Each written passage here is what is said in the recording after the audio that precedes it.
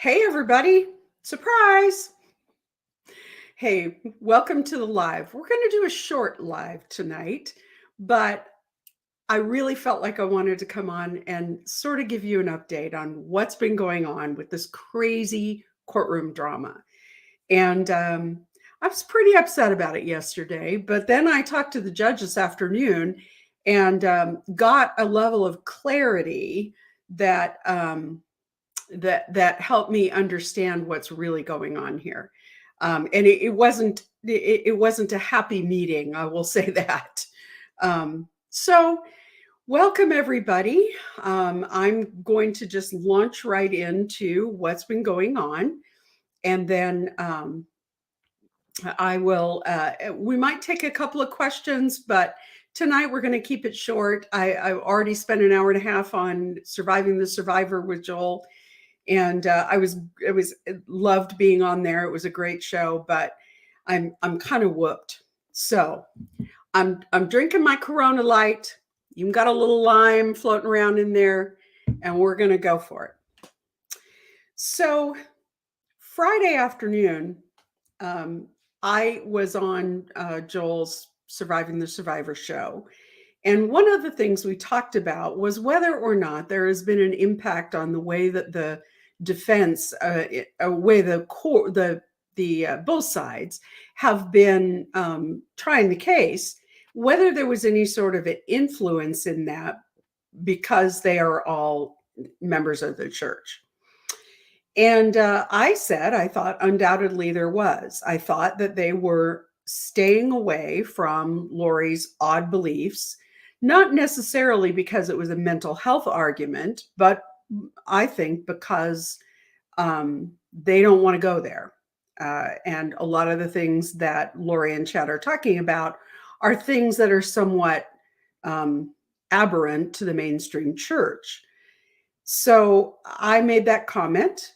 And lo and behold, on Monday morning, I was confronted by someone about my telephone. Now, the judge has been beyond strict to the point of absurdity about publicity in this case. He has banned all the cameras in the courtroom. There's only audio shown in the courtroom. He has banned all electronic devices in the courtroom if they are recording or taking pictures, or you can use your telephone as long as it is absolutely silent. We've had multiple complaints about the fact that people are typing on laptop keyboards.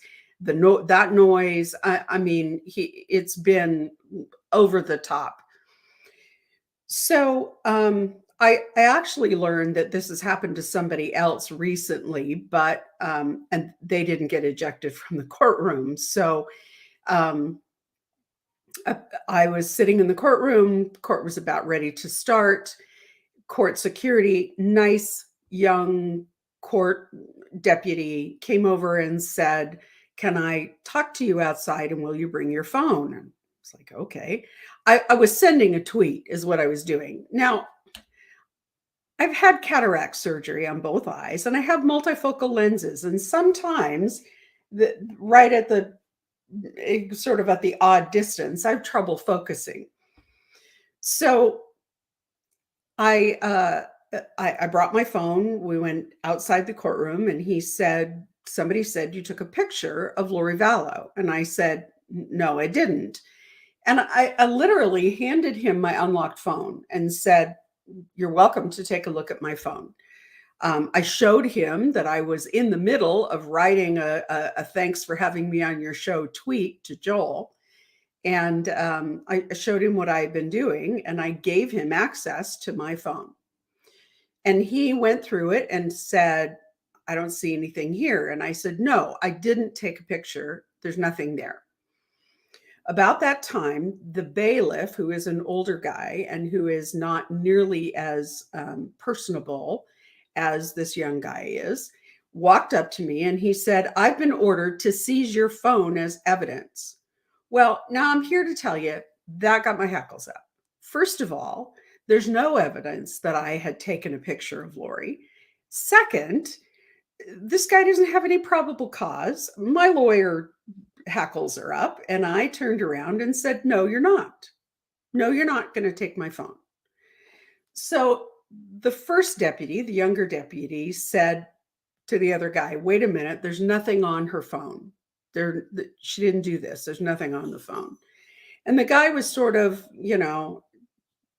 he wasn't happy about being told there was nothing on my phone. So they sent me back to my seat. And I sat down in the seat and with my phone, and somebody said, what happened? What was that all about? And I said, well, somebody said I took a picture and I didn't. I was mad. So a couple of minutes later, the same young deputy comes around and says, you can't make those kind of comments. And I'm like, okay, fine. This is really getting silly, but okay. And then court starts, and the judge did what he did. He said, well, I'm not going to call her name, but of course everybody knows who I am. And the court security came. I took my stuff. I very politely left the courtroom. I walked outside the courtroom. I said to the deputy, I'm baffled. I don't know what's going on, but I know this isn't your fault. You're just doing your job. I appreciate that.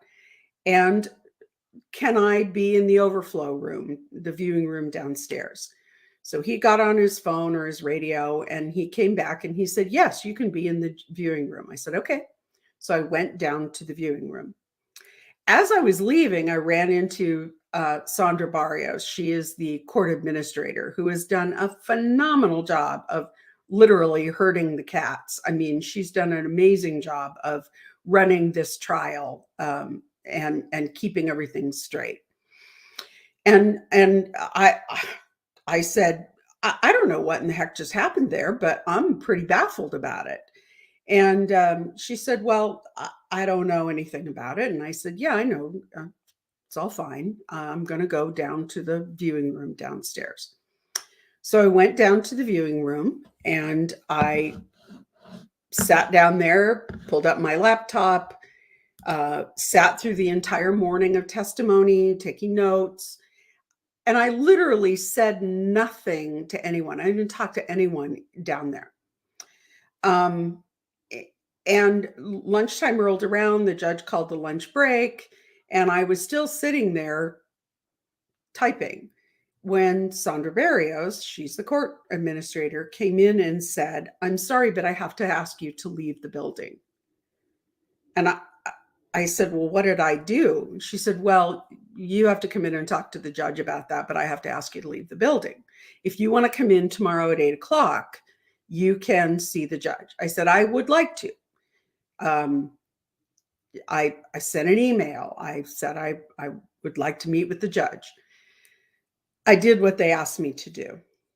So she said to me, when you come in the morning, tell court security that you're here to meet with the judge, because otherwise they won't let you in until 8:00. They open the courthouse doors at about 7:30 and they let people in, jurors and employees and those sort of folks, ahead of the general public. And they don't start allowing the general public through the court, through the x-ray machines and through court security until 8:00.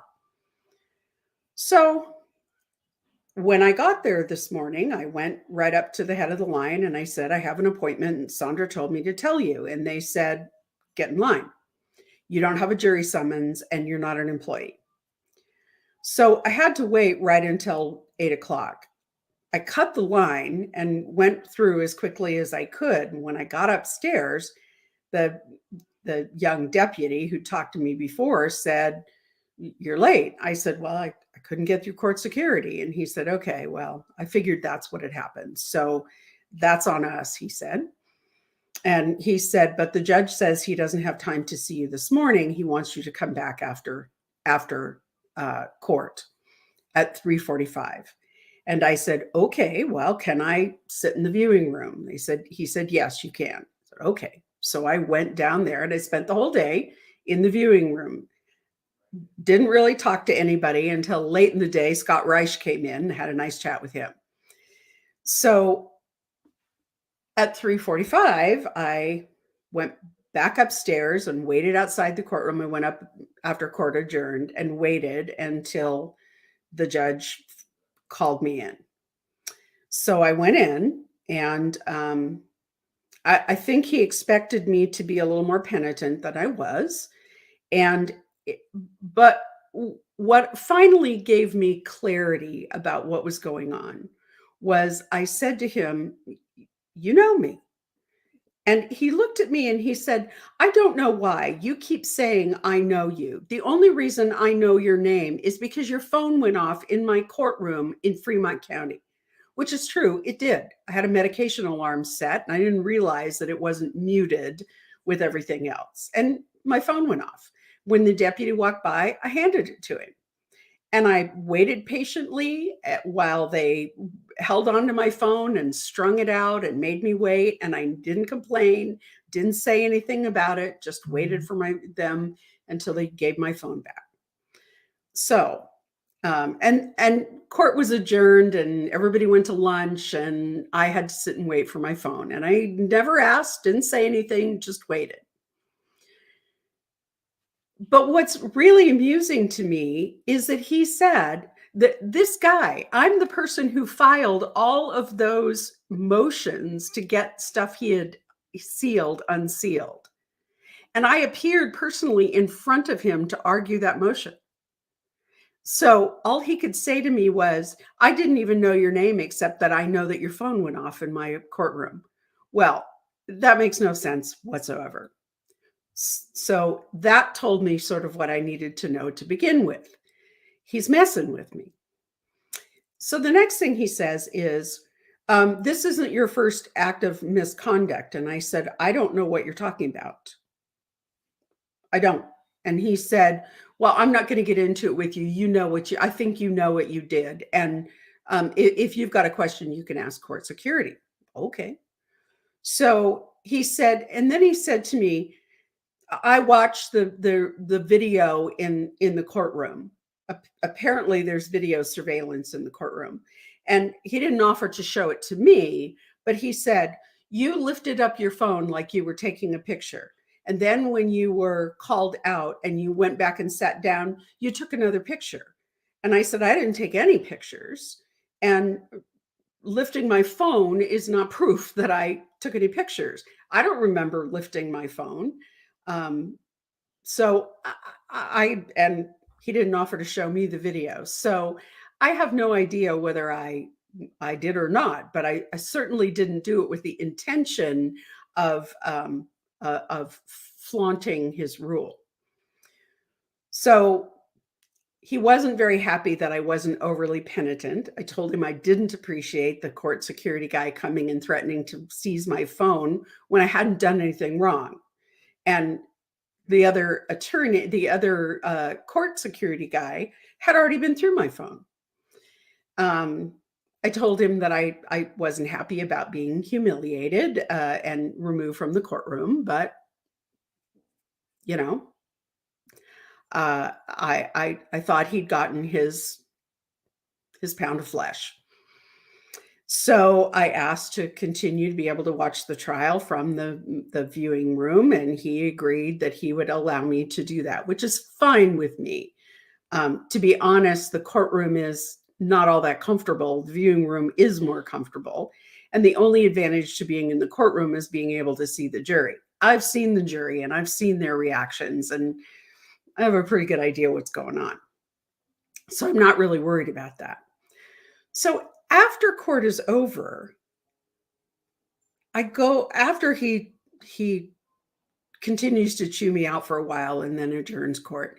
I went to the security guard and I said, "I am sorry, but I am absolutely mystified about what I did on Friday. I mean, I don't know." And the young guy just shook his head and he said, "Well, I'm not really sure about this either, but here's what I understand. You talked to the defense investigator." So on Friday, I was sitting on that side of the courtroom, and there is a a row that they keep empty for court, for investigative witnesses and the investigator and on the defense side. So Gigi and I were sitting side by side behind this guy. His name is Brandon Hobbs, and he is their investigator. He had struck up a conversation, just small chat, at breaks with us. So he was sitting, all of these seats are like church pews, and he had slid his messenger bag under his seat. So it was in front of me on the floor. And that morning I looked down and I could see something that looked like a light on in his bag. And so I kept kind of catching it out of the corner of my eye because it was right at my feet. And so when we had a break, everybody kind of stood up and stretched. And I said, hey, I think maybe your flashlight is on a cell phone in that bag, because, and I just thought you might want to know so that you don't run your battery down. And he said, oh, okay, I'll check. And he pulled it up and he said, no, it must just be a reflection off the hardware because there's nothing in there with a light on. And I said, oh, sorry. I just thought you might want to know if there was something in there that was going to run out of battery. Okay, fine. That was my contact with him. Somehow that got blown into some sort of proportion out of proportion, that somehow some accusation was made that I had contact with the defense witness, and that somehow I had accused him of something. It's all very vague and very weird to me.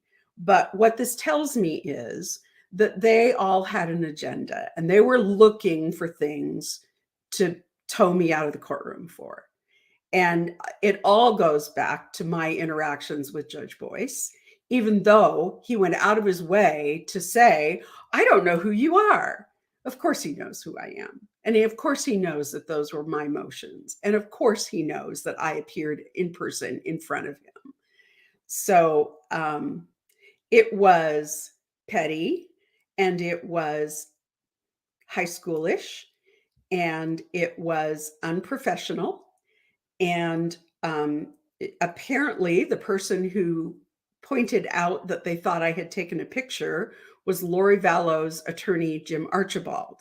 Now, I will tell you that when I'm in court, I don't pay any attention to anything behind my shoulders. Those people don't exist. I am right here dealing with what's in front of me.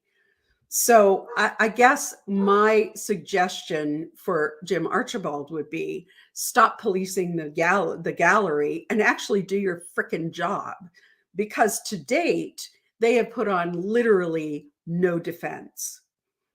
So their defense has been pathetic to date.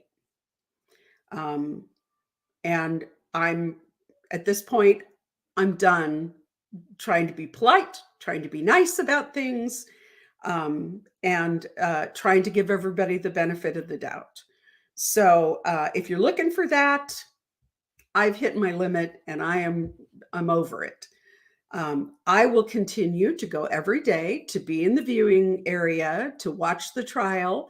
I will continue to comment and to tweet about it. But my suggestion is that Jim Archibald needs to mind his business and do his job, because right now he is failing pathetically at it. And I stand by my comment that I think that they could have done a much better job for Lori Vallow if they had actually mounted a defense that talked about her odd beliefs and her odd, they didn't have to do an insanity defense. They did not have to mount an insanity defense to put reasonable doubt in the minds of the jury that this woman was able to form the mental state to do something knowingly. So I am going to continue to um, say what I think about these things. And I am going to continue to do my best to uncover what I believe is some corruption in the in the judicial system and in the county system in Fremont County and in Madison County. And I'm going to do my best to uncover that. And if Judge Boyce thinks that I'm going to back down, I'm not. And so I'm just going to continue to do what I've always done. And I want to say that I want to say a huge and heartfelt thank you to all of you who have sent me emails and text messages and tweets. And it says something that hashtag free the good Lori is trending on Twitter. So I want to thank you all for your tremendous support. I am here. I'm going to keep doing what I do, and I'm going to keep telling the truth as I see it. And I appreciate that you're all here with me. And I am absolutely overwhelmed by the amount of support that you all have sent me. I posted earlier on Twitter that it's a little uncomfortable because I've never been a public person. I mean, the closest I've ever been to being a public person is when somebody'd say, "Hey, I just saw my lawyer in the grocery store," in a small town. And that's as close as I've ever been to being a public person. So now being on this platform, having this voice, having this, having people who are interested in what I have to say is a little intimidating and overwhelming sometimes. And it makes me wonder, how in the hell do the Kardashians do it? So I just want to thank everybody so very much for your tremendous support. I'm here with you. I appreciate that y'all have got my back. I have your back. And we're going to work through this together, and we're going to tell the truth about what is happening in Fremont County, in Madison County, here in Ada County in this trial. And we're going to keep talking about it. And if the judge thinks that he has silenced me, I suggest he bring a ladder and his lunch, because the fight's just begun. And he's not going to muzzle me, and he's not going to be able to hide behind those black robes forever. I believe that there is some misconduct that happened early in this case. I believe that the judge made it worse by sealing all the documents to protect those people. And I believe that eventually that is going to come to light.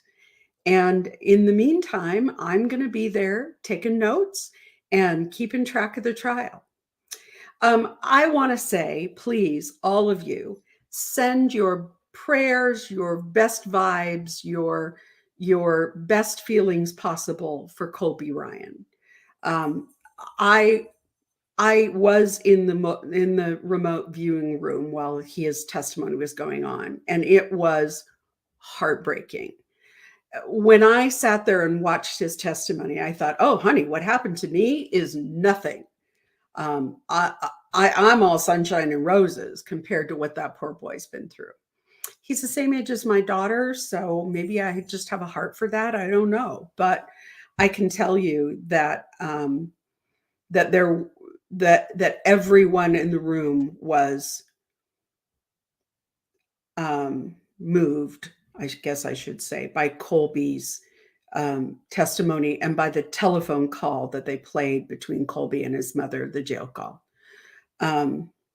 So please, I'm good. I'm fine. This is a minor speed bump in a terrific project and an amazing experience with this community.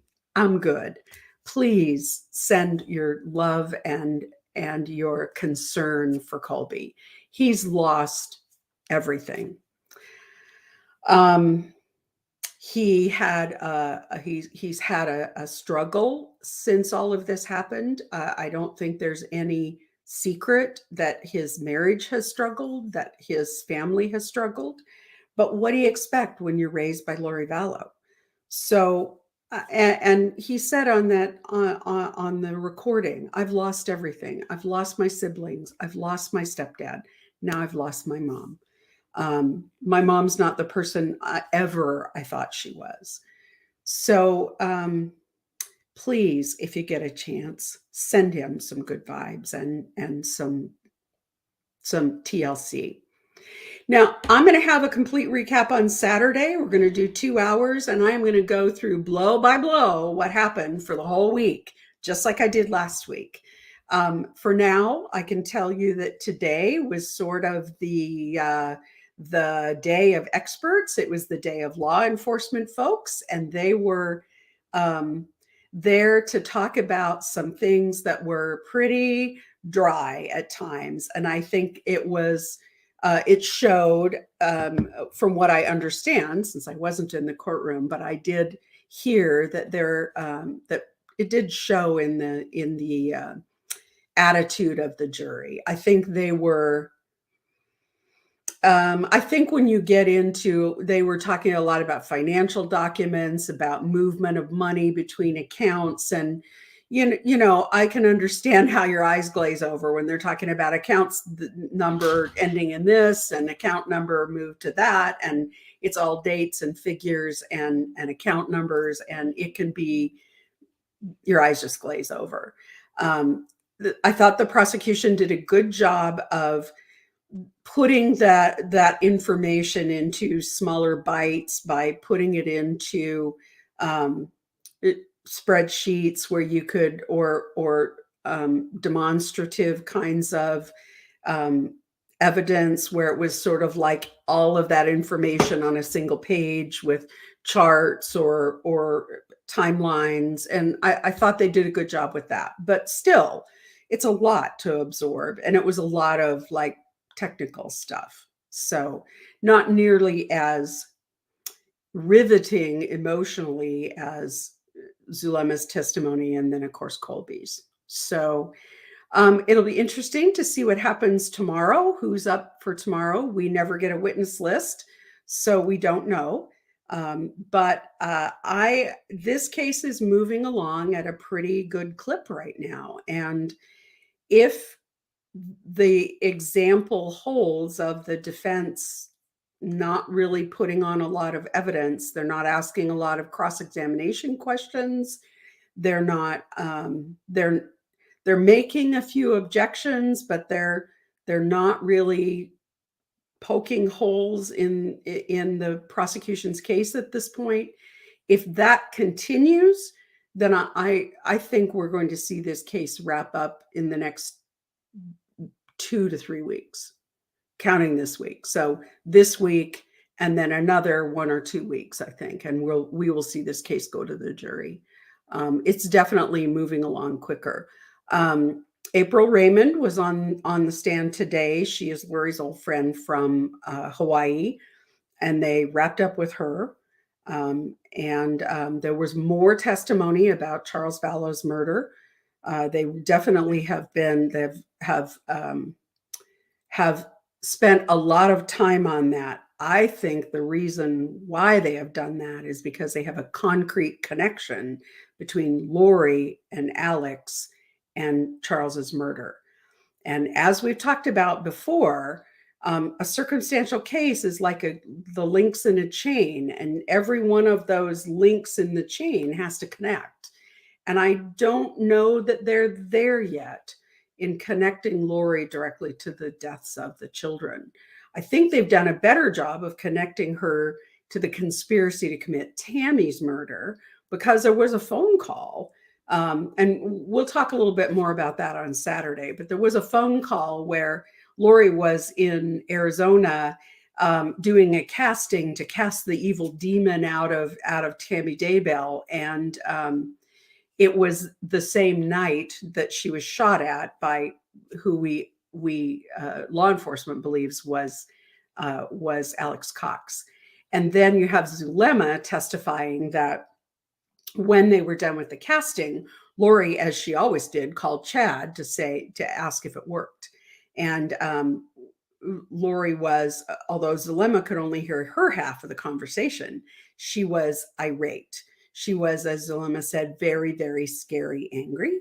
And one of the things she said was, he can't do anything right.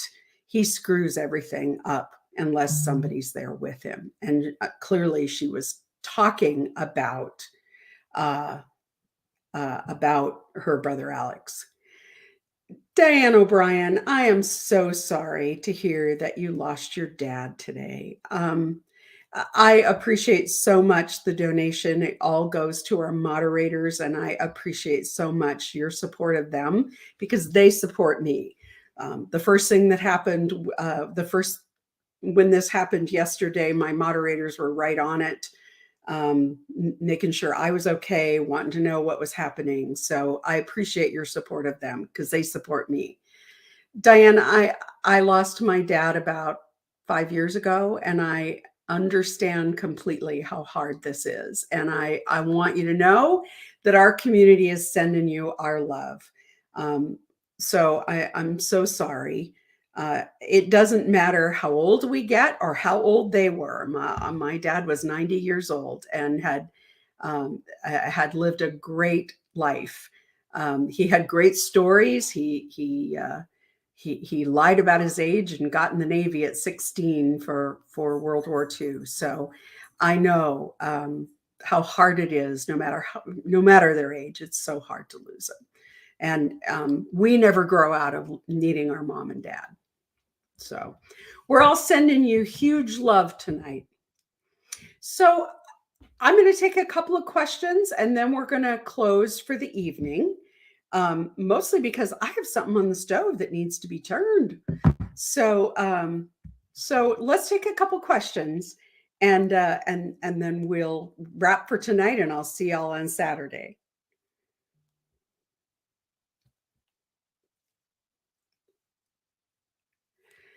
Great Laker. Has anyone mentioned the minivan Lori gave Colby? It hasn't come up.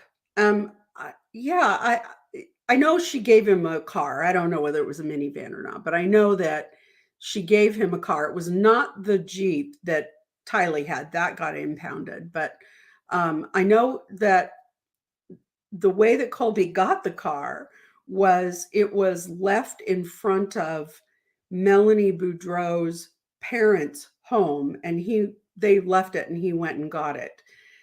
It was a mess.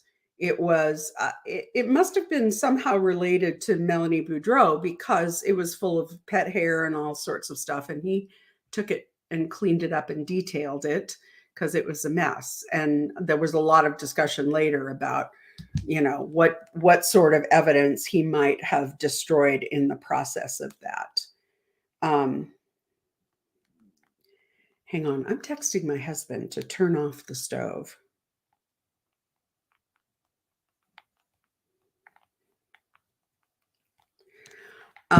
So I don't, a blue Nissan Rogue. That sounds right to me.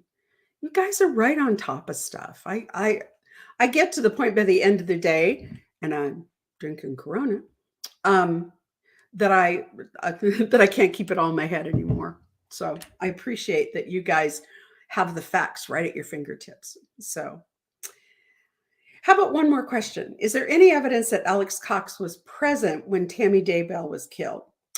Good question for Shades of Gray. What we know is that his phone pinged in a church parking lot 1.5 miles or 2 miles away from Chad's house. Now, Chad lived in a very rural area where all of the parcels of land were large. In fact, Chad's property at 4 acres was sort of one of the smaller parcels. So neighbors were really spread out. We know that he was within the vicinity on that evening. Can you guess? The UPS man just showed up. It's one of those nights. So we do know that there was evidence that he was in the area. Now, it's important to remember that when you are pulling cell data, the triangulation is not always as accurate as we think it might be. One of the issues that came up early in this case was the fact that the CAST program, which is through the FBI, through the FBI, has a technology where they apply different algorithms, for lack of a better sort of description, to the cell data, and they claim that they can pinpoint someone's location within like 6 feet, which is how they pinpointed Alex Cox in Chad's backyard. But in general, if you are triangulating off of 3 cell towers, you're really looking at more of a general area plus or minus a certain distance. So it's possible that he was closer to Chad's than they realized, but we do know that they had him located 1.5 miles or 2 away from Chad's home on the night that Tammy died. That's a good question. I love you guys. You're so great. You've been so amazingly supportive as I've been going through all this stuff. Not only that, but you're so conversant in the facts of this case and so good at asking good legal questions. So I have way too much fun in this group. Do I think that Judge Boyce is worried about appellate issues? He ought to be. There are a couple of places where I think the defense has a valid and viable issue on appeal. The first one is the speedy trial issues. To be honest, having looked at the case law, I don't think they win that, but I think it's a really close call. The second issue probably is, and this has come out at trial, maybe a better argument for them for a new trial. And it's this. Evidence Rule 404B keeps out any information that proves someone's character. So you can't bring in evidence to prove that somebody did a bad act in their past. And so that means that they were acting in conformance with their bad character. So that goes directly to the issue of Joe Ryan's death and more importantly, Charles Vallow's death. Now, I thought it was interesting. They were able to sneak in the information about Joe Ryan's death through the financial reports because they were able to sneak it in by showing that Tylee had gotten insurance money when he died. So the jury heard that Lori now has 2 former husbands who have died. That I thought was pretty masterful. So what happened with the Charles Vallow information, and this gets it gets legally technical, and it also gets a little confusing because there was a hearing in February about what of this information could come in. So there was an evidentiary hearing, and the defense asked for a motion in limine to limit the information that could come in about Charles Vallow's death. So the first thing the prosecution did, because the defense said, this is character evidence. It's a prior bad act, goes strictly to, if she did that, she must have done this. Now there are exceptions to 404B, and the exceptions are and we saw this in the Murdoch case, if the information goes to prove motive, common scheme or plan, bias, there's a laundry list of things, but motive and common scheme or plan are 2 of the most relevant ones here. So the state then did something which I have to say I thought was pretty masterful on their part.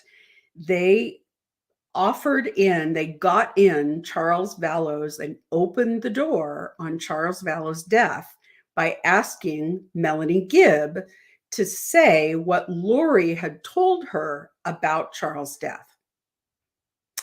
And it is hearsay, but it comes in under a hearsay exception because it's a statement of a party. So what Lori told Melanie comes in. So she was able to talk about what Lori said happened to Charles. Bingo, doors open. Defense then walks through it, and we get all of this information about Charles's death on the record. Now, the defense objected repeatedly to this bad character evidence coming in, and the judge repeatedly overruled their objection.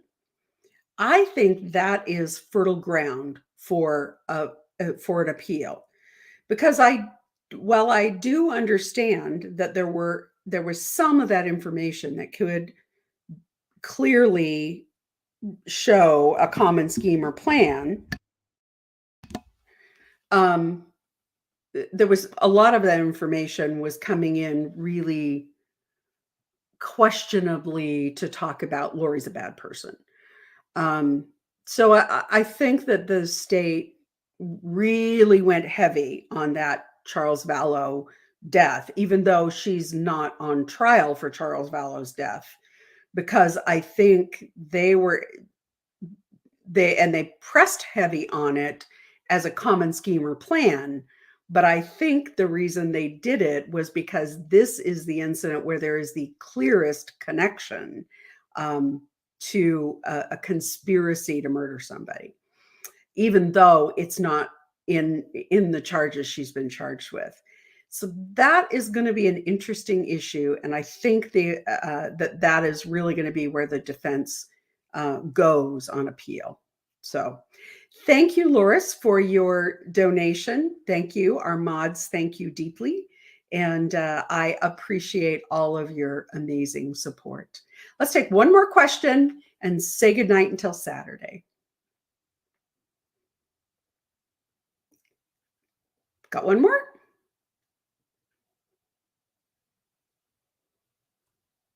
Well, maybe not. You got one more for me, Michelle?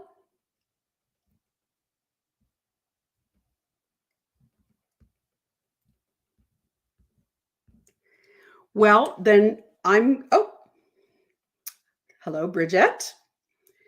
Love your strength. Just a light note. Would love to see the quilt behind you when it's done. Oh, girl, so would I.